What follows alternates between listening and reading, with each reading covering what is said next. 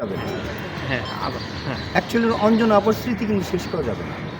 প্রতিটা অঙ্গ প্রত্যঙ্গে অঞ্জনা আপার স্নেহ, অঞ্জনা আপার ভালোবাসা, অঞ্জনা আপার এদিকে সব দিক দিয়ে লুক দিয়ে সব কিছু কিন্তু আমার আছে, আমার প্রতিটা অঙ্গ প্রত্যঙ্গে আছে।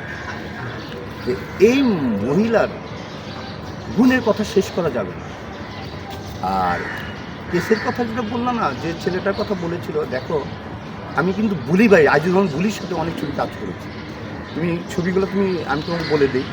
আমি প্রথম আজিজ রহমান বুলির সাথে কাজ করা ধরলাম ডান্ডা মেরে ঠান্ডা, এরপরে প্রাণ সজনী করলাম, বন্ধু জগা, এই শাকিব খান, এই যে শাকিব খান হিরো ছিল তখন, শাকিব সুপারস্টার ছিল না কিন্তু তখন, আমি কিন্তু এপার বাংলা ওপার বাংলা মিলেছিলাম, এটা শাকিব নিজেও জানে। হ্যাঁ, তখন একটা ছবি করেছিলাম আমরা, বন্ধু যখন সত্যি। এর মাধ্যমে কিন্তু বুলি ভাইয়ের সাথে কিন্তু আমার একটা ভালো ছিল, সম্পর্ক ছিল। এই অঞ্জনা আপাকে নিয়ে আমি কখনো প্রশ্ন করতাম, আবার অঞ্জনা আপাকে প্রশ্ন করতাম, তখন কিন্তু এই ছেলেটাকে তাকে দেখিনি। আর অঞ্জনা আপা তখন মানে আমার তো মনে হয় না এই ছেলেটা অঞ্জনা আপার ছেলে। অঞ্জনা আপা তাকে ছেলের মতন দেখতো, সন্তানের মতন দেখতো। হ্যাঁ, সেই কারণে তাকে বিশ্বাস করে, সেই কারণে তাকে নিয়ে চলতো। আর ঠিক সেই মানে যেটাকে বলে ওই সুযোগটা সে সদ্ব্যবহার করেছে এই ছেলেটা। হ্যাঁ, আপনাকে একটা জায়গা মতো বাড়ি দিয়েছে আমার মনে হয়। অনেকেই তো বলছে যে মৃত্যুর নিয়ে রহস্য পুরো ওনার হাত রয়েছে মৃত্যুর সাথে। কিছু কিছু যা রটে, কিছু না কিছু বটে। আমার মনে হয় যে জায়গাটায় মানুষের বলতেছে, এই জায়গাটা একটু খতিয়ে দেখা উচিত,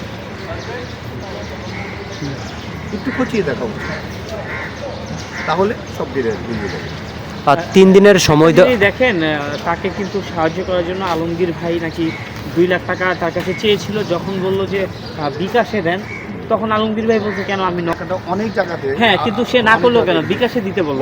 সে আমার মনে হয় যেটা আমাদের একটা যেমন মনে করো, তুমি আমাকে 10টা টাকা দিলা, আমরা তো অনেক দেখেছি, তুমি আমাকে 10 টাকা দিলা, কাকে যে মনে করো যে আমার একটা ভাই প্রবলেম পড়েছে, কিন্তু আমি এটাকে ডোমিনেট করতেছি, এটাকে আমি লিড দিতেছি। একটা 10টা টাকা দিয়েছো তুমি আমাকে, আমি ওখানে বললাম যে সে আমাকে 5 টাকা দিয়েছে, তুমি তো সাক্ষী করে টাকা দাও না, আর তুমি টাকা দিয়ে তো বলবো না যে আমি টাকা দিয়েছি।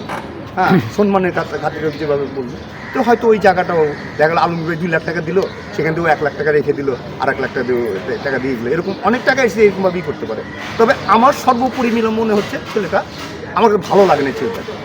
আর এটার দায়ী কিন্তু আমি বলবো, তোমরা তো সবসময় আমার কথা বলছি, আমি বলবো না, এটার দায়ী কিন্তু কেউ এড়াতে পারবে না।